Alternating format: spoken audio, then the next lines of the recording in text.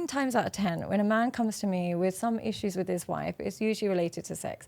And what happens with women is when they are madly in love with you, in the beginning stages, they're very sexually open, so on and so forth. And they give you a good 10, 15 years, they'll give it to you. And then after kids and after time, they're like, we'd had our sex days. Like, we don't need to still have sex. Come on, we're like 50 years old now, we're 60 years old. Women can sometimes go years without wanting it or needing it. They're content with cuddles, but when they're fully secure in their relationship, they're content with very little sexual contact.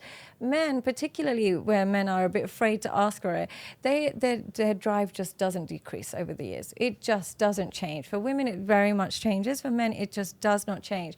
And I remember thinking that, oh God, I can't imagine being still sexual like at 50, 60 years old, but I'm sure my husband would be in his grave still wanting sex. So I think that it's something that men don't change that aspect, and women fluctuate a lot with that aspect. So I can almost see why sometimes it's like, you know, if they don't have another wife, they're just going to have a mistress, or they're going to do some nonsense, or they're going to destroy their marriage in some way, shape or form, or not, if that aspect is missing.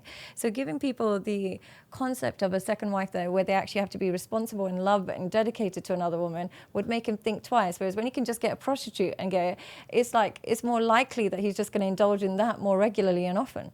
If I was a religious man and I had one wife and she's not giving me sex, and I was truly religious, I'd be like, oh God, I've got to find another wife. That's going to take long, and she might be difficult, and mum like, blah, blah. It's a lot of thought. Whereas if I'm not a religious man and my wife is not giving me sex, I'll just go to the local brothel and potentially bring all sorts of diseases, or get into a different kind of world that is all sorts of like disgust. So I can even see things that I never thought I would agree with. God shows me through life experience that He's always right.